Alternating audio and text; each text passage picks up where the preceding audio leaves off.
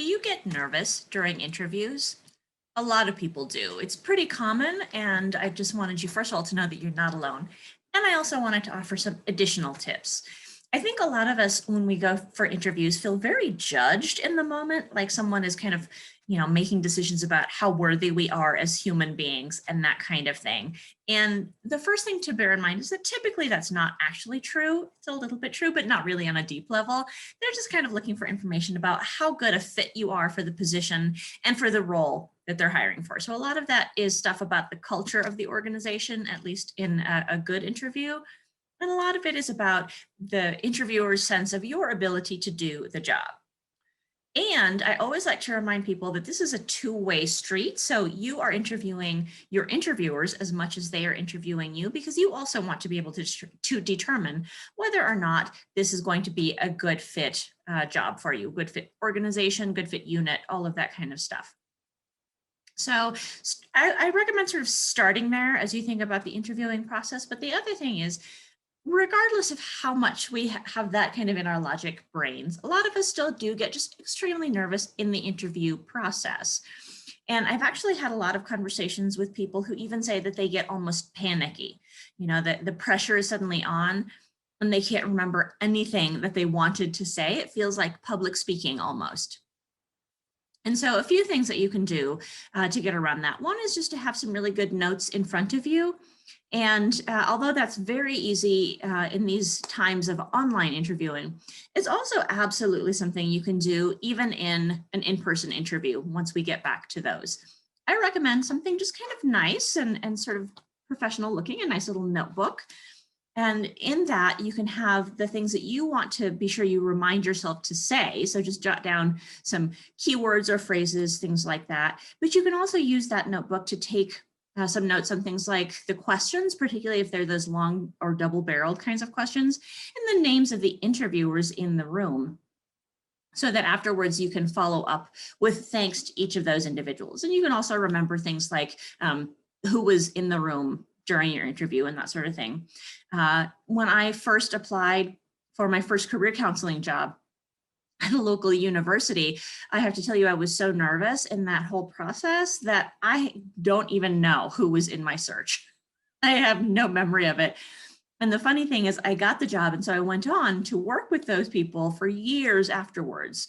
They were from related departments to mine. And I, to this day, don't remember who they were. So really helpful tip to my past self would be to have taken some notes around that. And you can absolutely do the same thing. Of course, in an online space, you don't have to use your nice notebook. You can use just a couple of pieces of paper. You can use sticky notes on your monitor, whatever works for you.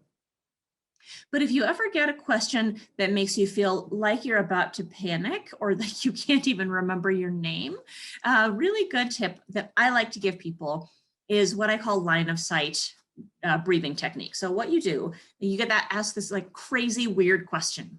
If you were an animal, what kind of animal would you be and why? Right? And sometimes we'll just like ratchet up our anxiety, like, I can't think of an answer to that question. Oh my gosh, I'm a failure as a human being. It just kind of spills out of control, at least for me. I'm an emotional spiraler. I'll kind of ramp up really quickly if I'm not in a good place to begin with. So what can you do about that? Well, the line of sight exercise is actually a really easy one.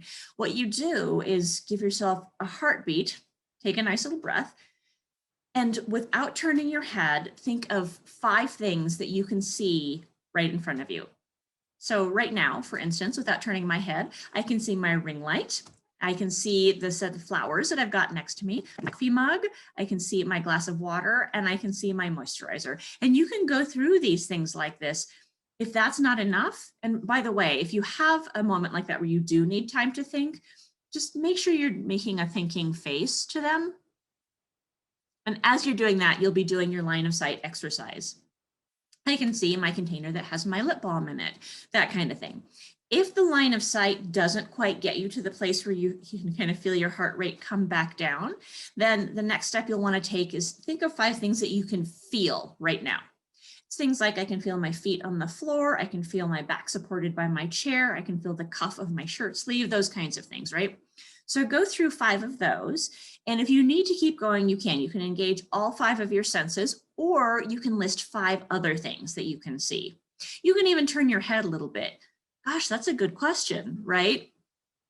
These kinds of things are going to tie you back into the present moment.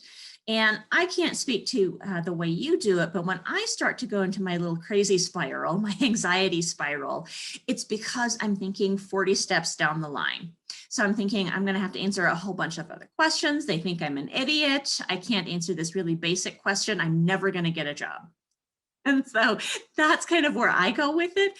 I suspect some of you might be doing something kind of similar to that. So just that immediate reorientation. I am right here, right now.